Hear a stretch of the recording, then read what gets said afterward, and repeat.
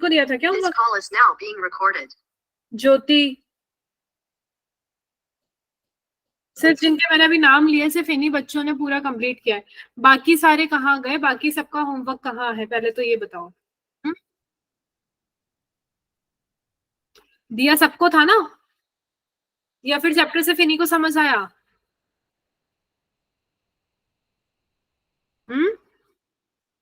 बेटा कहाँ है अंजुम? अच्छा, आज तो गुड इवनिंग भी मेरे को चैट में सिर्फ उन्हीं बच्चों का दिख रहा है जिन बच्चों ने मुझे एज इट इज होमवर्क भेजा है, एक्सेप्ट अंजुम। बाकी कहाँ है ये बताओ मेरे को। हाँ हाँ, अरे गुड इवनिंग वाली बात नहीं है, मतलब ये बोल रही हूँ कि हिम्मत देखो नहीं हो पा रही है किसी की। कहाँ है खुशी, पीयूष, रीवा, रिंकी, श्रेया, विवेक, अंजुम? मैम मेरा हाफ ही हो पाया था। मेरा मैम आधा ही हुआ था। बेटा इतना सा होमवर्क था 5 मिनट का। क्यों रिंकी, होमवर्क का है? मैम मेरा नेटवर्क चला गया था तो मुझे पता ही नहीं चला। ये देखो, पता ही नहीं चला। और कहाँ गई खुशी कुमारी? कहाँ है बेटा होमवर्क अपना?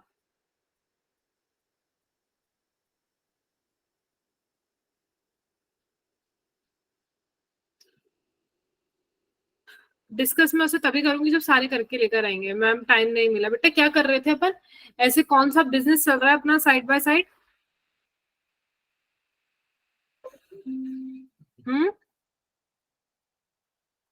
चलो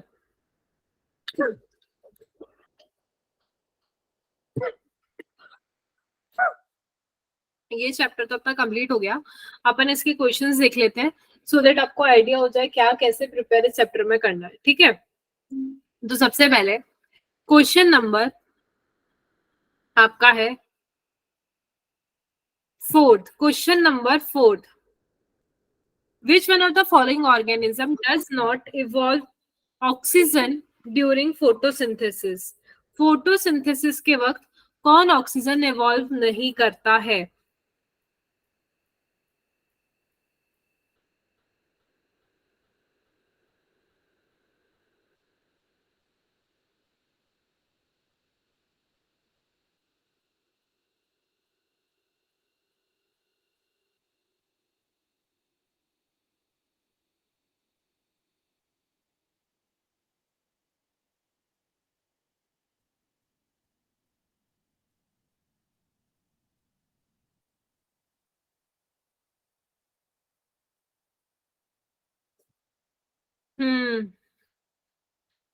good good, it's a chemosynthetic bacteria.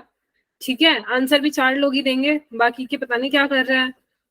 ऐसे मैं क्वेश्चन जब तक ही पूछूंगी तब तक सब आंसर देंगे। अगर आंसर नहीं आया तो फिर मैं एक एक को उठा के क्वेश्चन करूंगी फिर। ठीक है, समझ रहे हो मेरी बात? अच्छा, question number 15, which one of the is the correct equation of photosynthesis? Photosynthesis की करेक्ट इक्वेशन बताओ। चलो बच्चा मेरे को।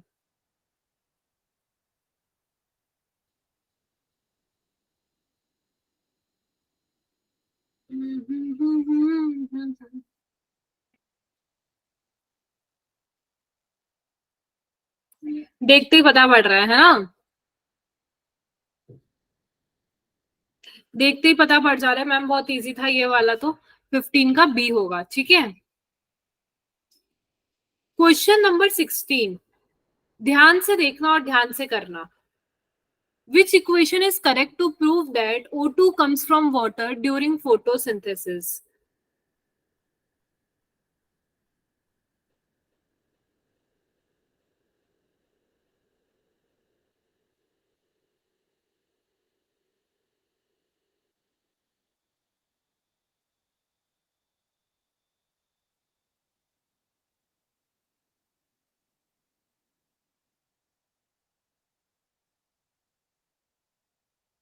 बताओ बताओ।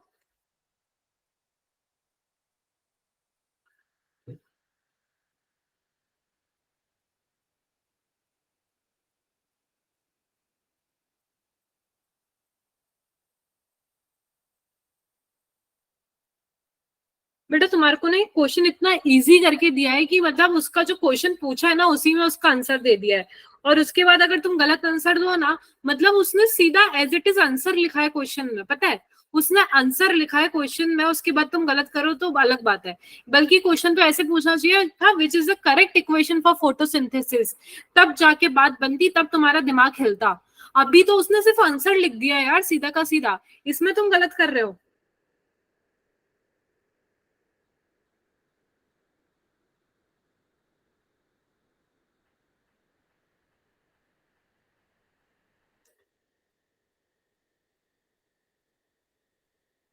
फेंक दूंगी उठा के बाहर तुम लोगों को।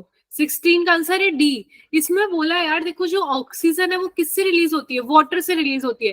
तो आप ये देखो यहाँ पे जो वाटर है वो ये रहा, और इसका जो ऑक्सीजन है वो कितने उसका जो आइसोटोप है कौन सा वाला है, 18 वाला।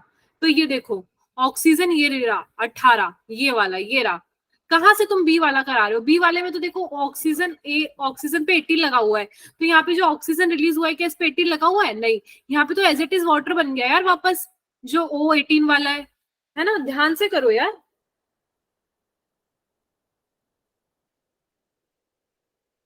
क्वेश्चन नंबर 19, ये तो आता ही होगा, बहुत बार कर लिया है।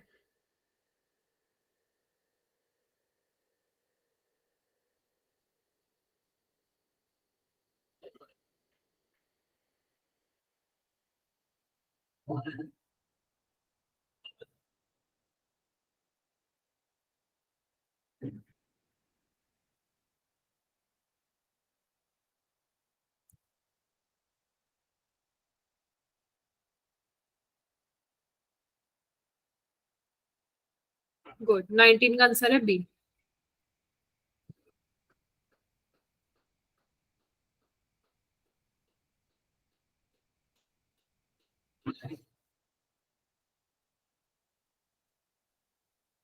Question number 22, dark reaction.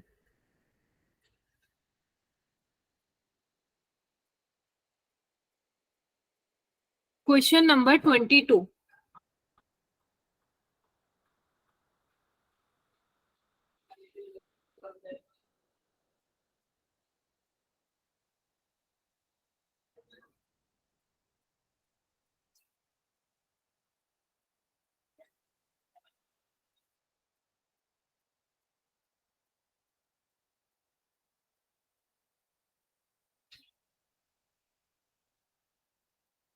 सोच लो विचार लो, बहुत इंपॉर्टेंट क्वेश्चन है।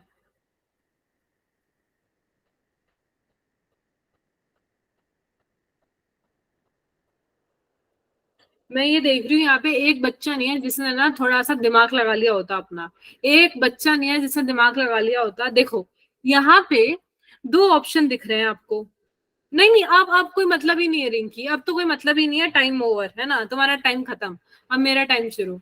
देखो सबसे पहले क्या बोले, डार्क रिएक्शन। डार्क रिएक्शन में ये दे रखा है कि यार डार्क रिएक्शन कब हो रही है, बी। जो तुम सब बी चिल्लाए है ना आधे बच्चे, कोई अच्छा कोई नहीं बोला बी, ठीक है बी मैं ही बोल रही हूँ, कोई बात नहीं। देखो सबसे पहले आपका हिसाब है डार्क रिएक्शन कब होगी, एक टाइम तो दोगे आप, है ना, या तो डार्क में होगी या लाइट में होगी, दोनों टाइम पीरियड दे रखे हैं, दिन का भी दे रखा है और रात का भी दे रखा है। कम से कम इसमें एक चीज तो सही होगी तुम्हारे हिसाब से, कि डार्क रिएक्शन होती नहीं है किसी भी टाइम पे, होनी चाहिए था आंसर ए और बी में से तो कुछ, पर तुमने तो वो भी टिक नहीं किया, तुमने सीधा कर दिया tick C, requires product of light reaction. हाँ ये बात बिल्कुल सही है, पर ए और बी टाइम पीरियड भी तो दे रखे हैं, मतलब एक टाइम पीरियड तो सही होगा कोई तो, अगर दिमाग लगाते तो बेटा इसका ऑप्शन होगा डी, है ना। डार्क रिएक्शन ऐसा नहीं है कि है ना सिर्फ डार्क में होती है, मैंने क्या बोला, मैंने आपको चैप्टर पढ़ाते वक्त भी बोला था डार्क रिएक्शन का मतलब ये नहीं है कि वो रात में होती है, डार्क रिएक्शन हर वक्त होती है। बस चीज ये है कि वो जब लाइट रिएक्शन में हमारे लाइट में जब लाइट रिएक्शन होती है उसके जो प्रोडक्ट होते हैं उसको यूज करके डार्क रिएक्शन होती है, और वो हर टाइम होती है। तो यहाँ पे ये अकर्स इन लाइट भी होगी, अकर्स इन डार्क भी होगी, and requires a product of light reaction. तो इसका आंसर है ऑल ऑफ द अबव। समझे कि नहीं समझे? समझ में। तो ऐसे ना थोड़ा सा दिमाग खोल के आंसर दिया करो। ये जिपमर है ना, बहुत ज्यादा हार्ड पेपर होता है, बहुत ज्यादा हार्ड पेपर होता है, तो इसके क्वेश्चंस काफी ट्रिकी होते हैं। ठीक है, मैं तो जैसे कुछ बच्चे जो बहुत ज्यादा जिनको लगता है जो अच्छे हैं कि हमें सब कुछ आता है, हमें सब कुछ आता है, तो try to solve JIPMER question. JIPMER का आप कहीं से भी लास्ट ईयर पेपर्स उठाओ या कहीं से भी, जिन बच्चों को लगता है, मैं सबका नहीं बोल रही है ना, देखो आप लोगों को नीट देना, नीट क्लियर कर लो, वो बड़ी बात है, पर जिन बच्चों को लगता है कि नहीं मेरा क्वेश्चन का लेवल बढ़ चुका है, ये वो मुझे बहुत हार्ड लेवल के क्वेश्चन करना है, वो उठाओ जिपमर के क्वेश्चन। तुम्हारा जो दिमाग घूमेगा ना, जो ट्रिकी क्वेश्चन मिलेंगे, इससे ज्यादा ट्रिकी क्वेश्चन तुम्हें कहीं नहीं मिल सकते। मैम जिपमर किस चीज का एग्जाम होता है? मेडिकल के ही है आपके, ठीक है। इट्स अ कॉलेज, जिपमर अलग कॉलेज है, जैसे है ना जिपमर अलग एग्जाम कराता था, आपको पता है एम्स का अलग होता था, नीट अलग होता है, वैसे ही जिपमर अलग है ना।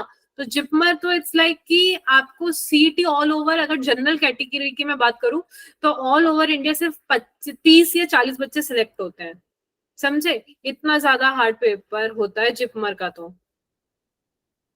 बहुत ट्रिकी क्वेश्चन होते हैं, ये तुम्हें नहीं करने के लिए मैं सजेस्ट नहीं कर रही हूँ, फर्स्ट डिस्क्लेमर, मैं तुम्हें करने के लिए सजेस्ट नहीं कर रही हूँ। जिनको लगता है हमारा लेवल बढ़ गया है, जिनको बहुत खुरापाती दिमाग चलाना है वो करना, जिनको टाइम वेस्ट करने का मन है, ठीक है। चलो क्वेश्चन नंबर, और मैं इसलिए करने के लिए बोल रही हूँ क्योंकि उससे तुम्हारा लेवल बढ़ेगा, जिनका बेसिक क्लियर हो चुका है। मॉलिक्यूलर फॉर्मूला फॉर, मत ही करो जिपमर के, तो तुम question number 30, correct sequence of rate of photosynthesis in different light is.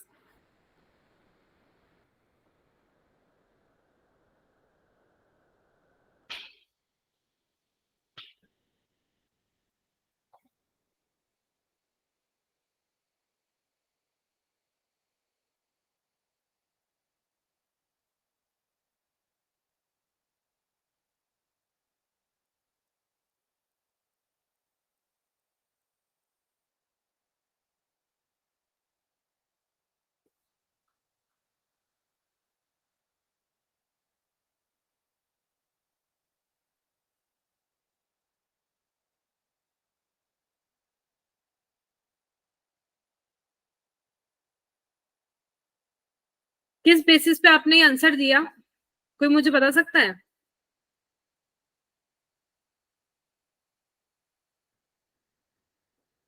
किस बेसिस पे दिया, कुछ तो बेसिस होगा, कि बस तुक्का मार दिया? हमेशा याद रखना, ये जो सीक्वेंस है, ये जो है आपका, मैंने आपको जो पढ़ा रही थी, मैंने तब आपको बताया था, रेड ग्रीन रीजन में सबसे ज्यादा होता है। किसके अंदर ज्यादा होता है? रेड ग्रीन रीजन में। और उसमें भी अगर मैं मेंशन करूं तो आंसर होगा हमारा फर्स्ट। इसको आप कहीं पे भी फैक्ट बना लो, कहीं नोट डाउन कर लो, रेड रीजन में सबसे ज्यादा होगा, फिर ब्लू में होगा, फिर ग्रीन में होगा। ये सीक्वेंस है, और इस सीक्वेंस को आपको क्या याद करना है? याद करना है, समझे? Just give me a minute, इसको नोट डाउन करो तब तक।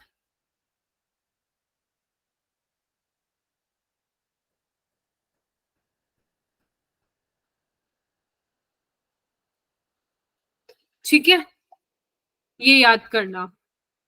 अब आते हैं हम next, question number 33, light harvesting complex क्या होते हैं?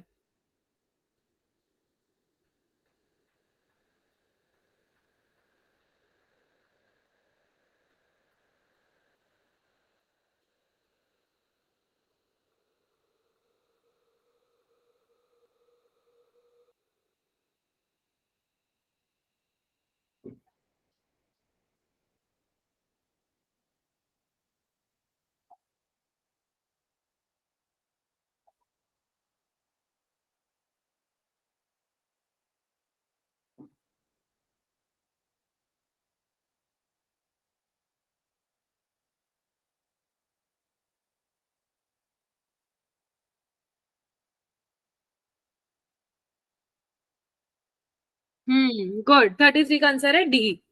Good good good. चलो क्वेश्चन नंबर 36,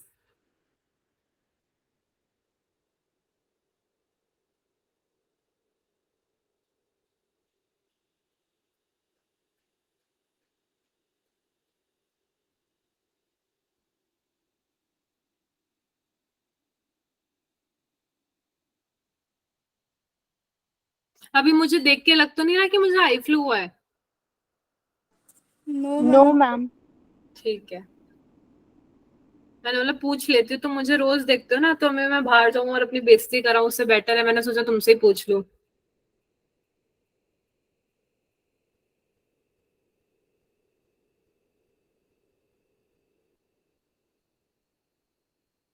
गुड गुड, 36 का आंसर है सी।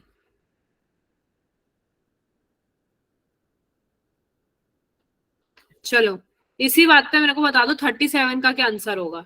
37 क्वेश्चन ये रहा और उसका टेबल ये रहा।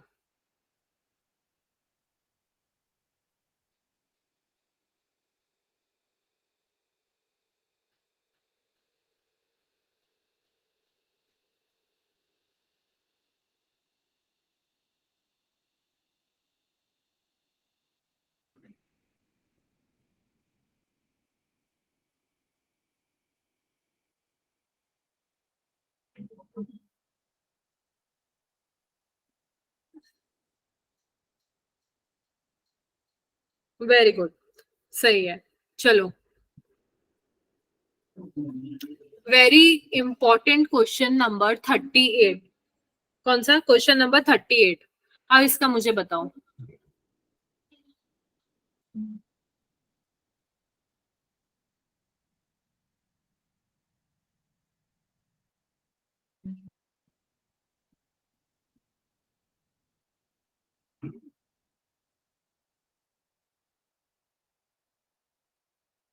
तुक्का देना है मैम, कहीं दे दो बेटा, मैंने ये पढ़ाया ही नहीं आपको, ये मैं टर्म यूज ही नहीं किया है ना। तो ये क्वेश्चन मैंने आपसे इसलिए पूछा है सो दैट आपको ये चीज मैं बता सकूं। देखो, इमर्सन, इसको अपने कॉपी में एनसीईआरटी में नोट डाउन कर लेना। इमर्सन एनहेंसमेंट इफेक्ट जो होता है और रेड ड्रॉप इफेक्ट जिसे कहते हैं, ये बोलता है कि ये जो दोनों फोटो सिस्टम मैंने आपको बताया था, नॉन साइक्लिक वाला जिसके अंदर फोटो सिस्टम पहले प्रेजेंट, सेकंड पहले प्रेजेंट था, फोटो सिस्टम फर्स्ट जो बाद में प्रेजेंट था। ऐसा नहीं है कि फोटो सिस्टम सेकंड पहले काम करता है, फोटो सिस्टम वन बाद में काम करता है। नहीं, दोनों एक साथ चलते हैं और दोनों क्या करते हैं, एक साथ काम में करते हैं। ऐसा नहीं पहले लाइट फोटो सिस्टम पे 2 पे पड़ेगी, फिर वहां से इलेक्ट्रॉन ट्रांसफर होंगे, फर्स्ट पे पहुंचेंगे, फिर वहां पे लाइट पड़ेगी। लाइट तो साइमल्टेनियसली दोनों पे पड़ रही है ना। दोनों पे साइमल्टेनियसली लाइट पड़ती है तो दोनों एक साथ फोटो सिस्टम एक्टिवेट होते हैं, जो मैंने आपको नॉन साइक्लिक में बताया था। और इसी को हम कहते हैं Emerson enhancement effect and red drop. Is that clear? इसको अपने एनसीईआरटी में लिख लो या कहीं भी जहां भी आप लिखते हो उसको नोट डाउन कर लो, it is important. Is that clear? लिखो लिखो।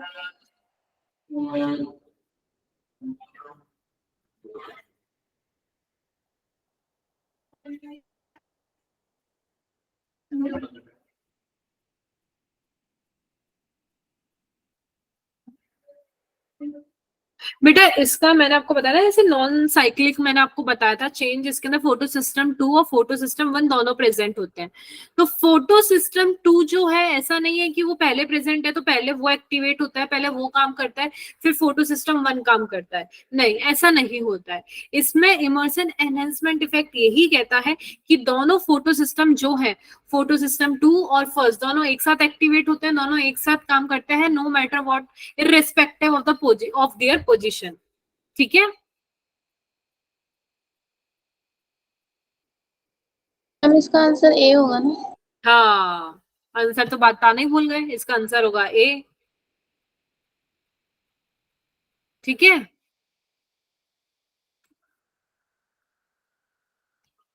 चलो। अभी देखो वो कितने, अभी जैसे कितने बच्चे ज्वाइन किए। अच्छा, एक आध बच्चे जो गायब है, अब देखो उनको नहीं पता, ये उनका स्किप हो गया, क्या पता चैप्टर में से यही क्वेश्चन उठ के आ जाए, फिर बोलेंगे बाद में मैम ने तो बोला था कि मैम सब पढ़ाती है, ये हमारा रह गया, ये एग्जाम में आ गया। तो every class is important, you never know कब क्या हो जाए, है ना।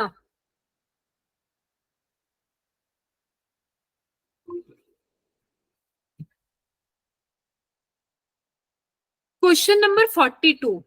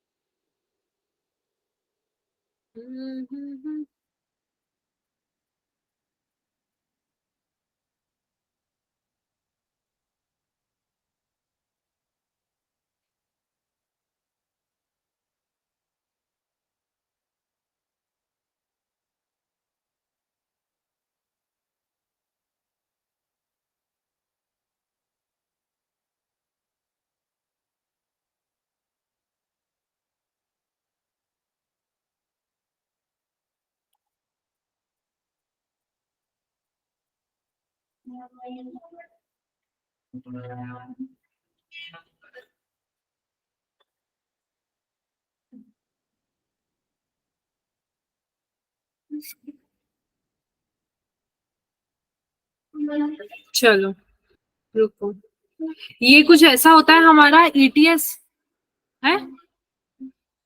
अब मुझे ये बताओ किस हिसाब से तुमने मेरे को डी बोला, एक जना एक्सप्लेन कर दो मेरे को, रुको बस एक जना, रुको मैं किसको पकड़ूं, बिट्टू जरा बताना किस हिसाब से ना डी बोला, जैसे डायग्राम आपके सामने ये दे रखा है तो किस हिसाब से डी बताया आपने।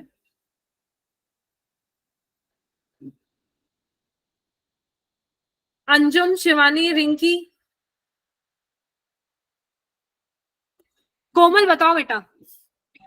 मैम जब फोटो सिस्टम 2 पे लाइट पड़ती है तो इलेक्ट्रॉन एक्साइटेड स्टेट में जाता है प्राइमरी एक्सेप्टर के पास, फिर वहां से जब फोटो सिस्टम 2 में जाता है मैम, जब ऊपर गया तो वो अपहिल हो गया, और जब ईटीएस से वो सेकंड फोटो सिस्टम 1 में जाता है तो वो डाउन हिल जाता है।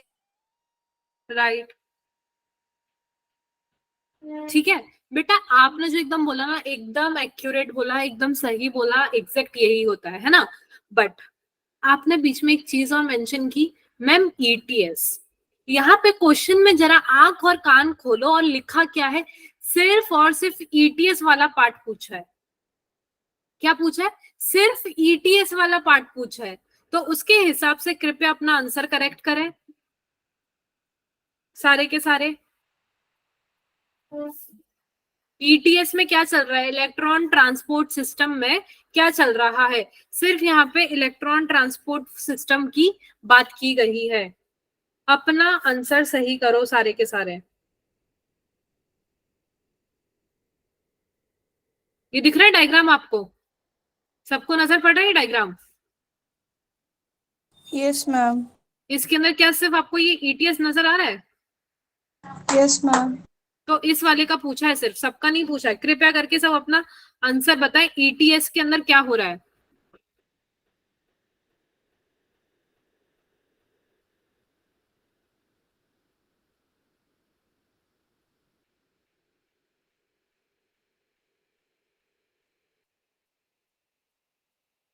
बेटा मेरे पास किसी का आंसर नहीं आ रहा है, वेट कर रही हूं मैं।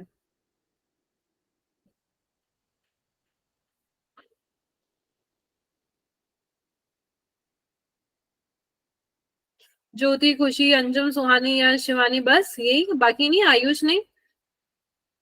कोमल? बेटा नैन्सी का जवाब नहीं आया है।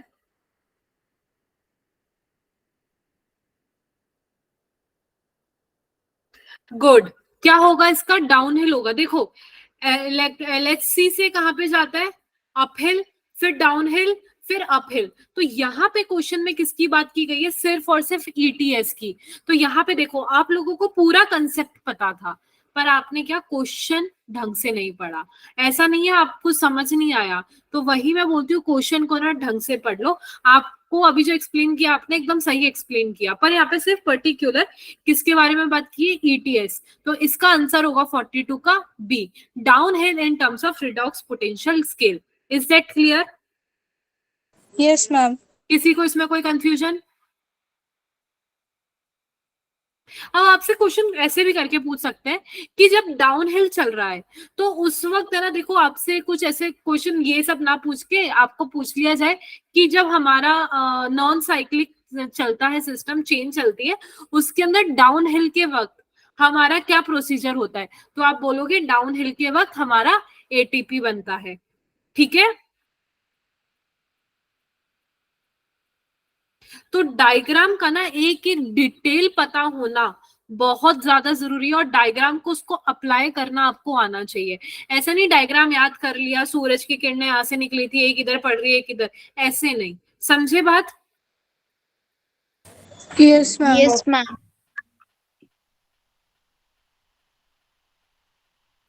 Question number 43।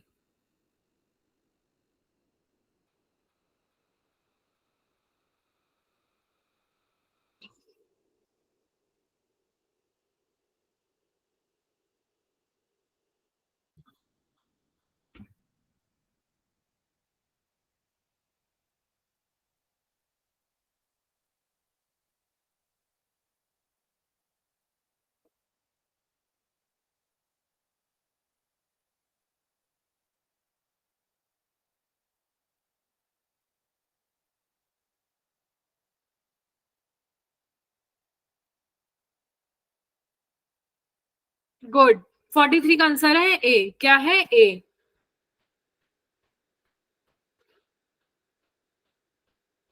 मैम एक बार वो वाला क्वेश्चन समझा दो। कौन सा वाला? बेटा क्वेश्चन मैम जो अभी करा है। अरे क्वेश्चन नंबर बोलो, question number. Ma'am 43। In Z scheme of light reaction. अरे जेड स्कीम देखो ना, जेड स्कीम ये वाली जेड स्कीम है, पता तो है ना जेड स्कीम क्या होती है? Yes ma'am. तो जेड स्कीम के अंदर कौन कौन से पिगमेंट जो है पार्टिसिपेट करते हैं, मतलब फोटो सिस्टम कौन कौन से पार्टिसिपेट करते हैं? जेड स्कीम में फोटो सिस्टम 2, जो ये रहा ए जिसमें मेंशन है, ये ए, ये क्या है? Photo system 2। और ये जो बी है ये क्या है? Photo system 1। अगर आपको जो मैंने पढ़ाया हो तो याद हो, तो जेड स्कीम में हमारे दोनों फोटो सिस्टम पार्टिसिपेट करते हैं, यानी कि नॉन साइक्लिक में हमारे दोनों फोटो सिस्टम पार्टिसिपेट करते हैं, फोटो सिस्टम 1 भी और फोटो सिस्टम 2 भी। वही दूसरी तरफ हमारे साइक्लिक जो होता है चेन, उसके अंदर सिर्फ और सिर्फ एक पार्टिसिपेट करता है फोटो सिस्टम, वो होता है फोटो सिस्टम, बताओ कौन सा? 1। 1। ठीक है। Okay ma'am. Question number 46।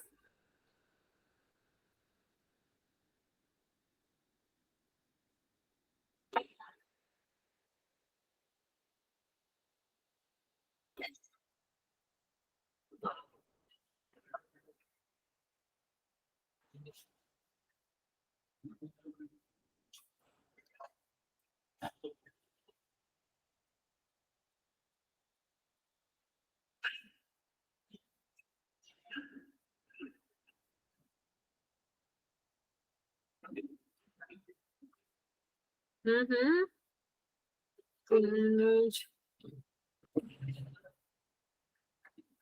यानी क्या उठक पटक चलती रहती है।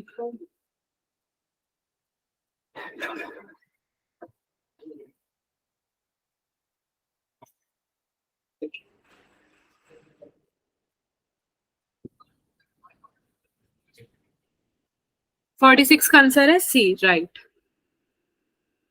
Question number 47। During the light reaction the water splits into.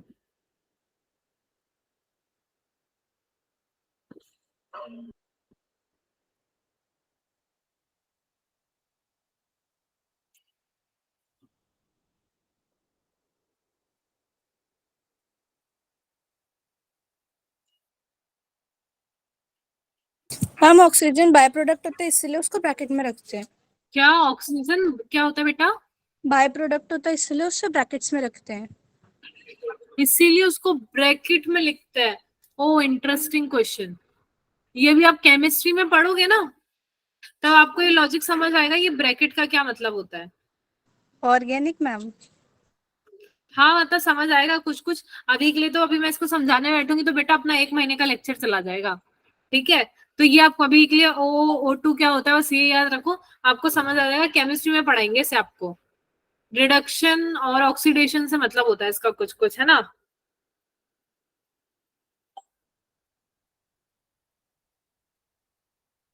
अगर O2 इज O2 हमेशा, ये याद रखना, O2 हमेशा O2 होगा। O अलग चीज होती है और O2 अलग चीज होता है, ठीक है। Yes ma'am. तो बेटा 47 का आंसर है सी। क्या है? सी। ठीक है।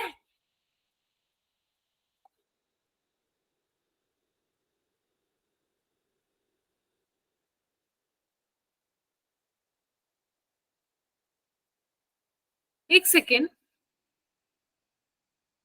मुझे ये बताओ, आप लोगों को कैसे पता कि 2 इलेक्ट्रॉन रिलीज होते हैं? अब मैं बताऊं क्या? बताओ। मैम 2 इलेक्ट्रॉन का तो नहीं पता बट 2 हाइड्रोजन का पता था। हम्म। अच्छा, और कोई?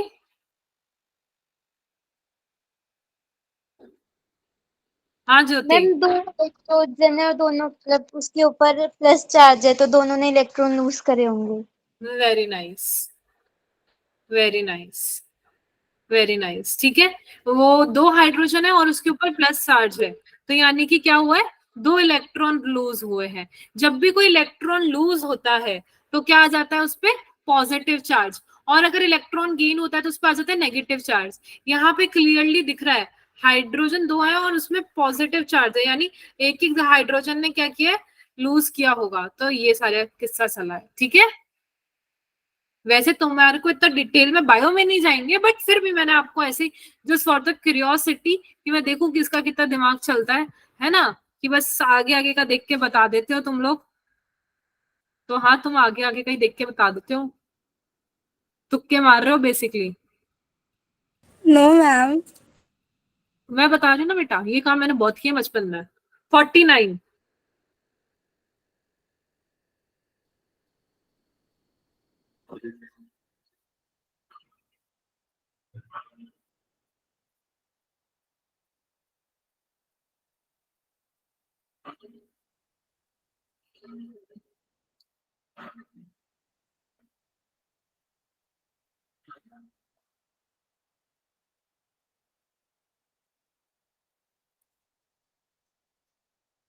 समझ आ ही गया होगा ये तो फिर अभी आपको, है ना। Yes ma'am. बहुत इजी था क्योंकि अभी जस्ट अपन ने ऊपर क्वेश्चन किया है तो सबको बेसिकली इंटू 2 करना था। कोई है जिसको नहीं समझ आया ये? होंगे कुछ बच्चे जो आंसर नहीं दे पा रहे होंगे, उनको समझ नहीं आया होगा। तो कृपया करके हमारे यहाँ पे सामने है कोमल। कोमल, आप इस क्वेश्चन को एक्सप्लेन करो बेटा।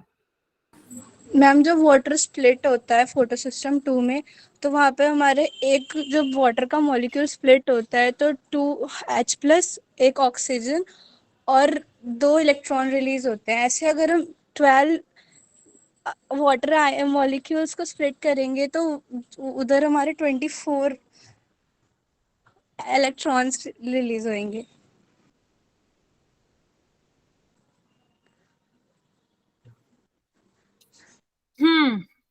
ज्योति आप हाँ ठीक है बेटा, ठीक है। ज्योति आप एक्सप्लेन करोगे? मैम अभी ऊपर अभी हम पढ़ा था कि जब वो हाइड्रो वाटर स्प्लिट होता है तो उसमें 2H+ आयन, एक नेशेंट ऑक्सीजन और 2 इलेक्ट्रॉन्स रिलीज होते हैं। तो यहाँ पे 12 वाटर के मॉलिक्यूल्स है तो 12 में 24 इलेक्ट्रॉन्स लूज होंगे और 24 ही हाइड्रोजन आयंस H+ आयंस होंगे। ठीक है, ठीक है, चलो 24 is the answer.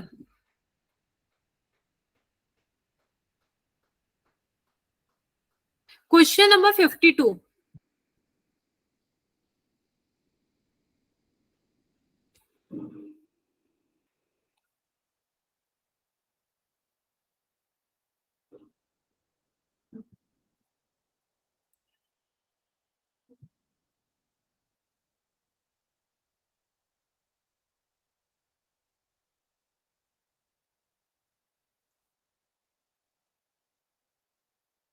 Are you sure 52 का आंसर बी है सारे के सारे?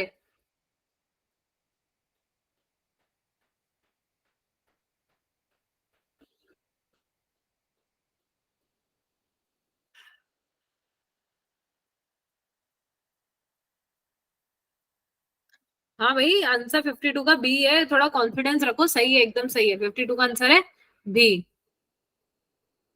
ठीक है। Yes ma'am. चल, मैम दोनों फोटो सिस्टम में सेपरेटली किसी पिगमेंट का रोल नहीं है ना? नहीं।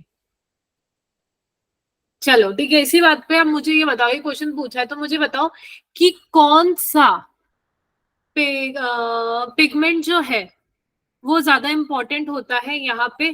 चीफ पिगमेंट कौन सा होता है? Chlorophyll A. और एसेसरी? हम बाकी सारे एसेसरी होते हैं। ठीक है। तो क्लोरोफिल ए चीफ पिगमेंट होता है वो तो माना। उसको एक नाम और दिया गया है यहाँ पे, क्या नाम दिया गया है उसको? Antenna antenna. कौन था या ये? फिर रिएक्शन सेंटर। कौन था ये? मैम कोमल। ठीक है, गुड। Question number 57।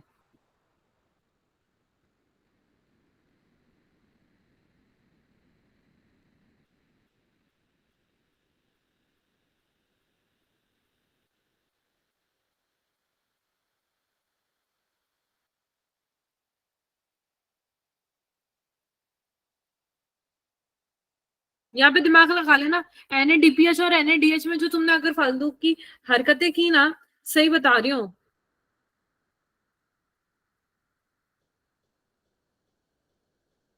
बोले दुनिया एक तरफ, शिवानी एक तरफ, रिंकी भी एक तरफ।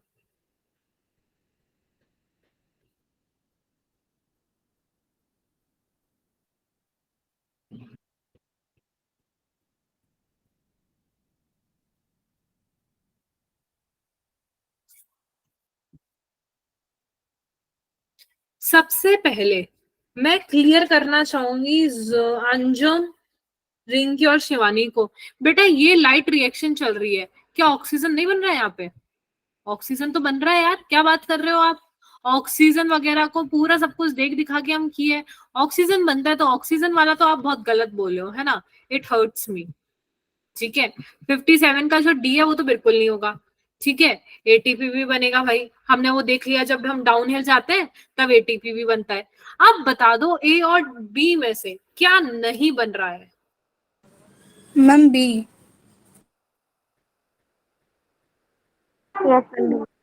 अरे यार यहाँ पे दे नहीं रखा, let me show you the diagram, अगर कहीं दे रखा हो तो। कुछ बच्चे जो है उनको क्या है बेटा, ये डायग्राम ना याद नहीं है। कौन सा क्वेश्चन नंबर था, याद है क्या? 57। हाँ चलो, यार मैं तुम्हें अगर आपको बताऊं तो तुम्हारे को यहाँ पे ना, यहाँ पे क्वेश्चन पूछा है 57 में, नॉट अ प्रोडक्ट, मतलब कौन सी चीज नहीं बनती है। तो NADPH जो है वो बनता है किससे? NADH से। तो NADH नहीं बनता है, NADH से NADPH बनता है। यहाँ पे होगा, रुको यार कहीं तो, ये देखो यहाँ पे भी दे रखा है, देखा? NADP से NADPH बनता है, तो NADP कहीं नहीं बनता। ठीक है, यस मैम। क्वेश्चन नंबर 59, ये शायद मैम किसी तो ने मेरे से ए क्वेश्चन था पूछा भी बी। था। मैम मैंने ही पूछा क्या था। बेटा?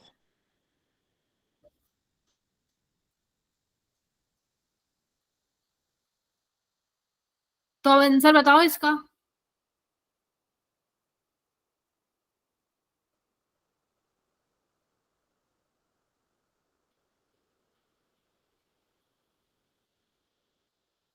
बी बेटा, बी, प्रार्थना बी।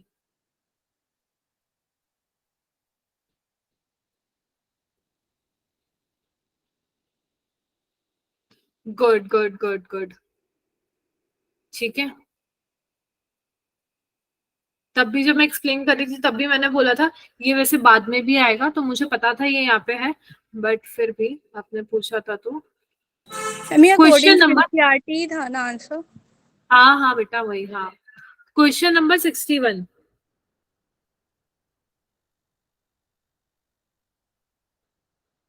आधी से ज्यादा चीजें जो आपको नहीं समझ आएगी ना, वो सारी की सारी, मतलब ये तो समझ आई ठीक है आपको, जैसे मैंने उस दिन भी एग्जांपल दिए थे, काफी सारी चीजें NCERT में रियल लाइफ से अलग होती हैं, तो आपको समझ नहीं आएगा असल में आपकी जिंदगी फेक है, NCERT फेक है।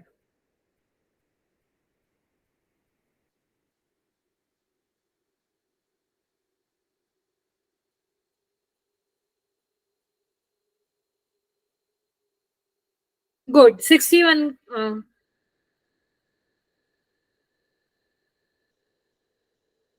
बेटा ज्योति कभी कभार तो जो आंसर देती है मजा आ जाता है, और कभी कभार जो ये आंसर देती है लड़की, मेरा उतना ही ज्यादा दिमाग खराब हो जाता है।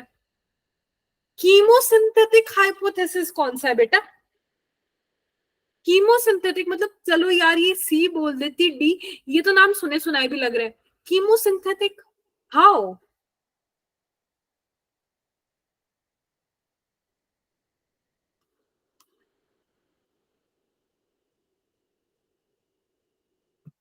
क्वेश्चन नंबर, हाँ उसका आंसर, सॉरी हाँ मैं बता दूं आपको, उसका आंसर केमी ऑस्मोटिक हाइपोथेसिस है, बी है, सही है। ठीक है,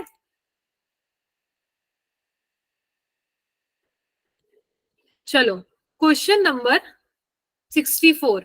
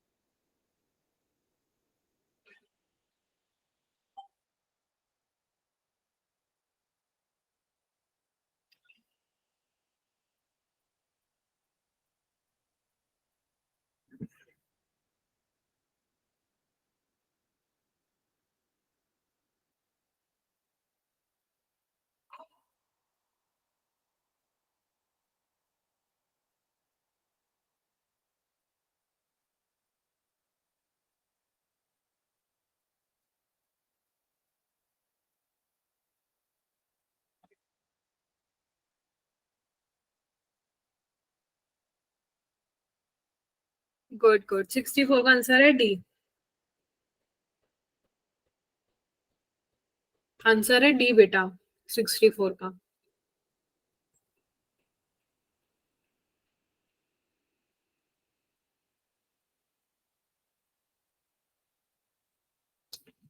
क्वेश्चन नंबर 67.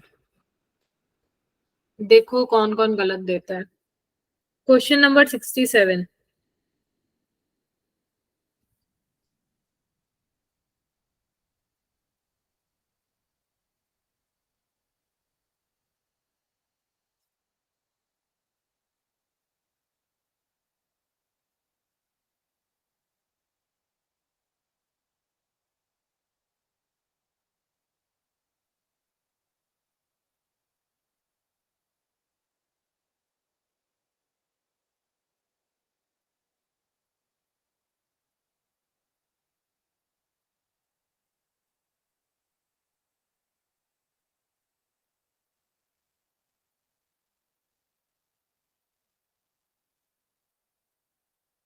गुड 67 का आंसर है ए.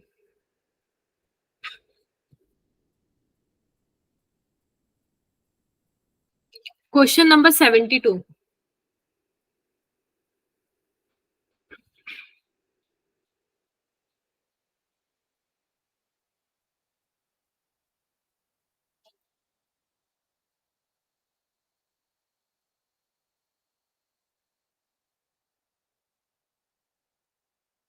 सेवेंटी टू मार्क कर रखा है ना बेटा.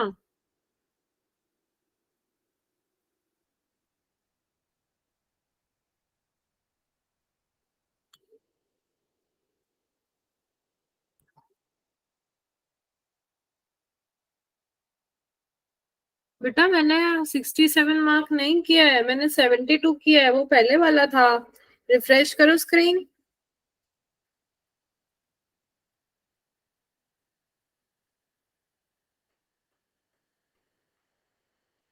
वाह वाह वाह वाह. कोमल और नैन्सी ने जो आंसर दिया है.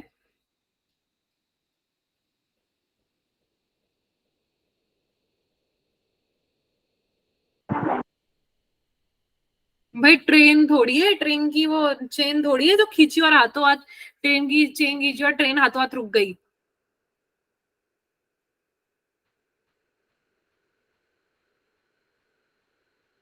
आंसर होगा 72 का बेटा डी. क्या होगा डी. समझ रहे हो, ये छोटी छोटी चीजें हैं जो आपको ध्यान रखनी और समझनी है. ठीक है, बायोसिंथेटिक फेज चलता है थोड़े टाइम, फिर उसके बाद रुकता है. ठीक है, बताया था जब मैं पढ़ा रही थी तब भी. Question number 75. मेरे हिसाब से तो ये कोई भी बच्चा नहीं होगा जो इसे गलत करेगा. और अगर ऐसा करता है कोई, ये तो सपने में भी याद होगा तुम्हें 75.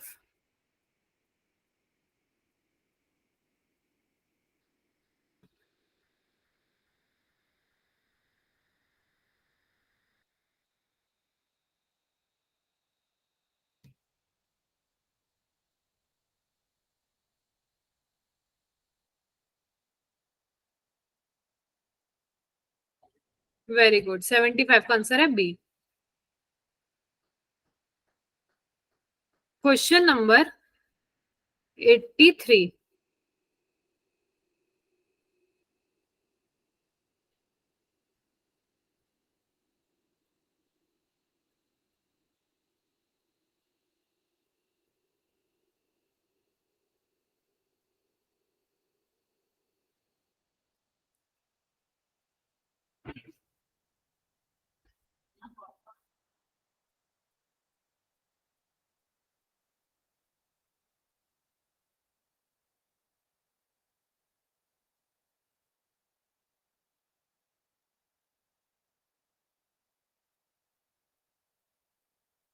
83 का आंसर है C. Good. Question number 81।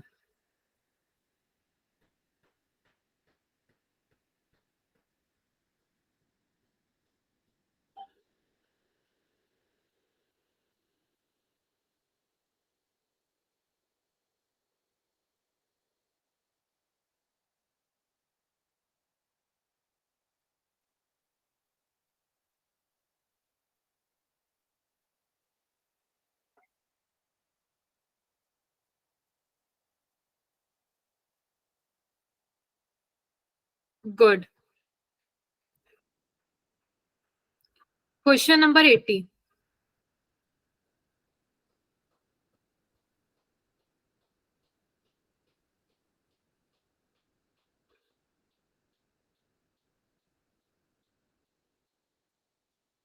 Question number 80।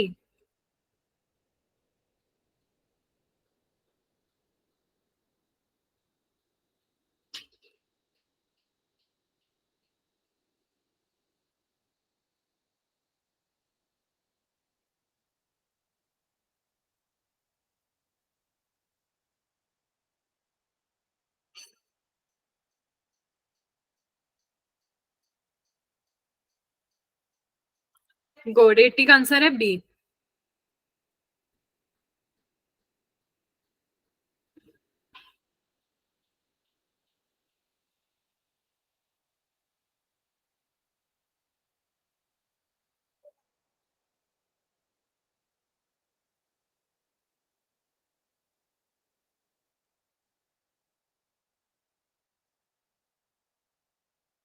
Question number 86। इसे बैठ के सॉल्व करो और मुझे बताओ।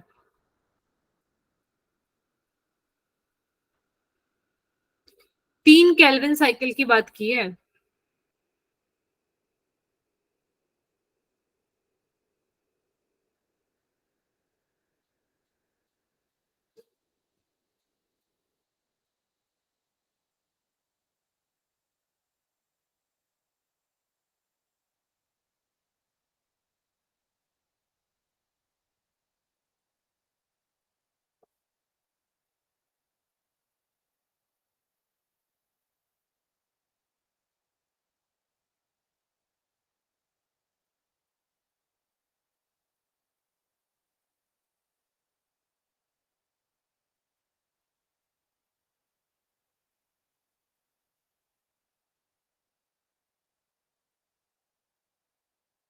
I want everyone's answer.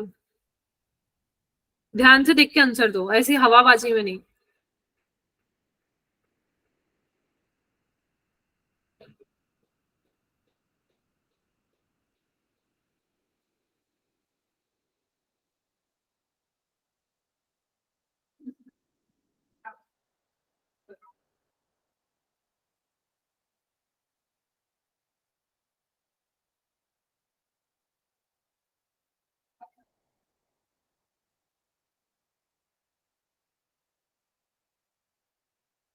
मतलब तुम में से किसी का आंसर सही नहीं आया है, तो अभी भी मौका है। इसको ढंग से, मैंने इसलिए बोला इसको आराम से बैठो और सॉल्व करो।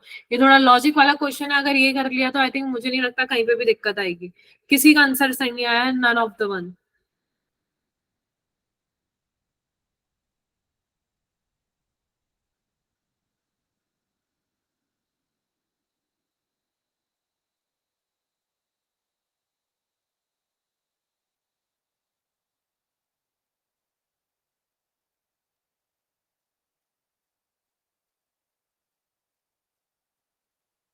How many ATP molecules are required for the synthesis of PGA molecule?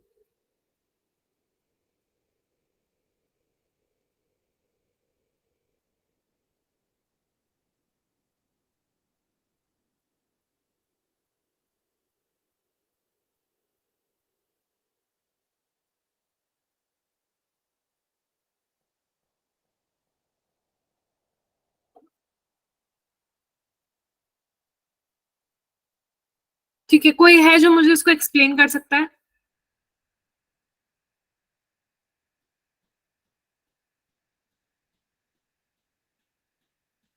Anyone?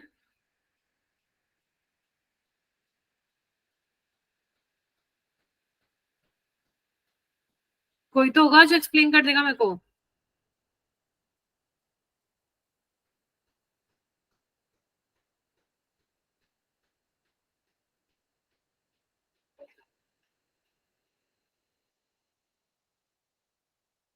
Shivani और ज्योति, आप में से कोई एक्सप्लेन करेगा?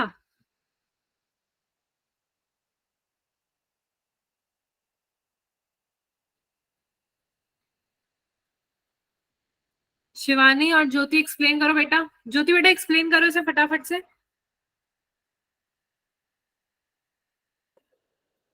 मैम एक केल्विन साइकिल में 1 पीजीए बनता है, तो इसीलिए 3 साइकिल दे रखे हैं। तो क्या एक केल्विन साइकिल में? मैम एक केल्विन साइकिल में 1 पीजीए बनता है और यहाँ पे 3 दे रखे हैं। तो अच्छा, फिर एटीपी? मैम वो फर्स्ट में ऐसा आंसर आ गया था, तो बाकी के ऑप्शन देखेंगे।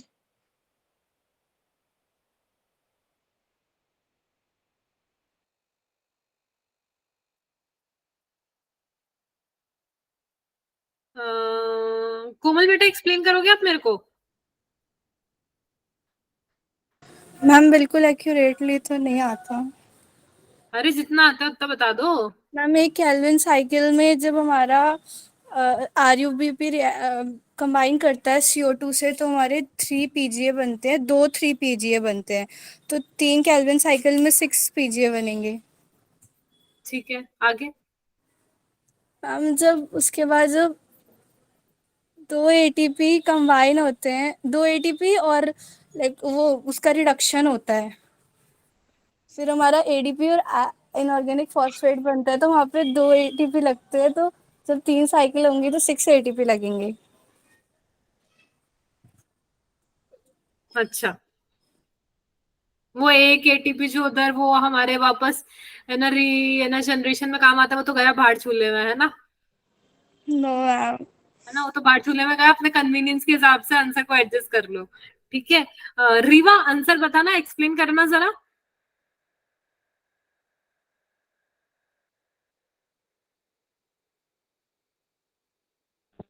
मैम मैंने तो बी लगाया था। हाँ तो बी लगाया तो कैसे लगाया? मैम जो उसने कोमल ने बताया कि एक साइकिल में 2 पीजीए बनते हैं, तो 3 में 6 बनेंगे। हाँ, और फिर वो एटीपी तो भले अपने कुछ ही कर रहा है वहां पे, एक वो जो बेचारा रीजनरेट करवा रहा है उसको तो भाड़ चूल्हे में जान दो, ऐसा? अच्छा, NADPH2 का लॉजिक बता दो मेरे को। चलो, NADPH2 6 कैसे बने? क्योंकि 2 NADPH2 काम में आते हैं, 3 साइकिल में देखें तब थी। हाँ चलो, ये 6 सही है तुम्हारा।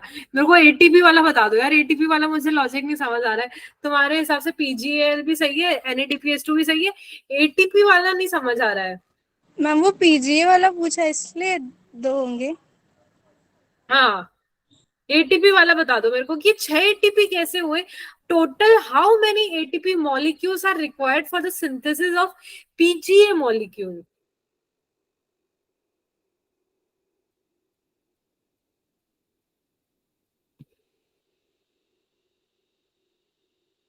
मैम 2 ही तो लगते हैं, एक तो वहाँ रीजनरेशन में लगता है ना। सत्यानाश, ये कौन थी लड़की, नाम बताना जरा। मैम कोमल। बेटा जो दिमाग का मेरा हिलाया है ना आपने, स्क्रू। ठीक है, एक बार मैं आपको ना डायग्राम दिखा देती हूँ, सो दैट जिसको जो जो भी कंफ्यूजन हो रहा है ना, वो एक बार देख लो। मैम इस क्वेश्चन का आंसर क्या है? ऐसे ही मैं आंसर बता दूं तुम्हें, है? ऐसे ही आंसर बता दूं?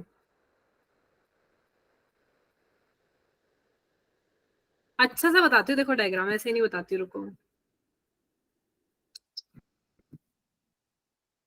ये देखो, क्या आपको याद है जब मैं आपको कुछ ऐसा पढ़ा रही थी?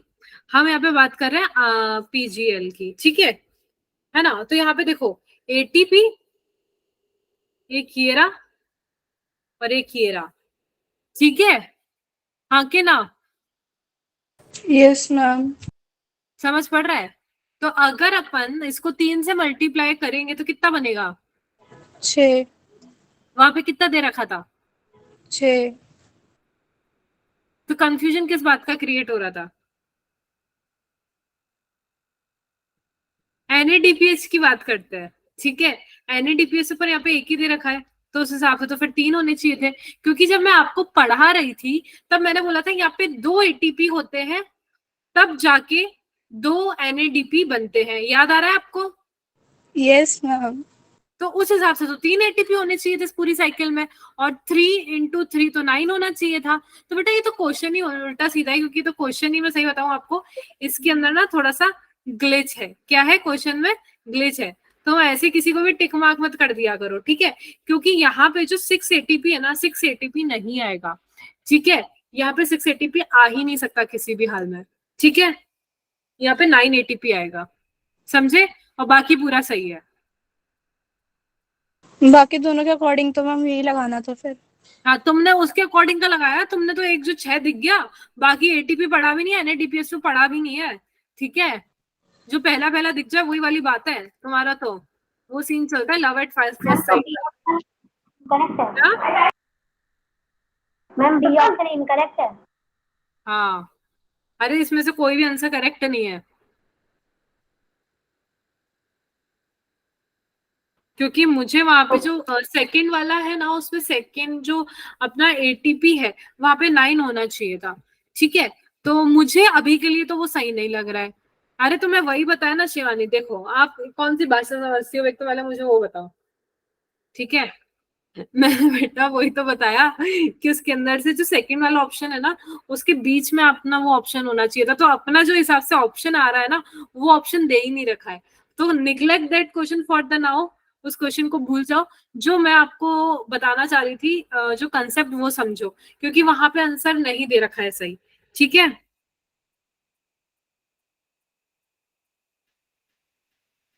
हाँ शिवानी, राइट। नहीं, सुहानी ने आंसर बताया है ना टोटल, और शिवानी ने केल्विन साइकिल का बताया। तो दोनों आपस में लड़ाई मत करो, ठीक है।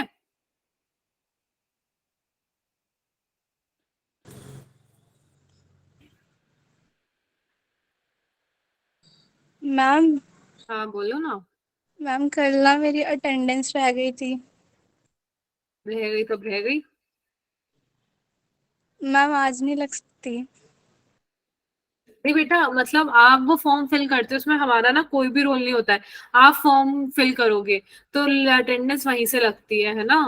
मैम कल लास्ट में ना मेरी क्लास वो नेट ओवर हो गया था, मैंने आपको व्हाट्सअप किया था। फिर मैम तो बेटा फिर उसमें मैं कुछ भी नहीं कर सकती, कुछ भी नहीं कर सकती। तो कोमल ठीक है, एक देख लूंगी मैं, ठीक है। मैम एक आधी अटेंडेंस से तो कोई फर्क नहीं पड़ेगा। ठीक है, ठीक है, कंसिडर्ड। ठीक है, अभी भेज दिया है, इसको करो और अपन नेक्स्ट क्लास में मिलते हैं, ठीक है। मैम हाँ मैम मैम मैं ना आज मतलब दूसरे फोन से ज्वाइन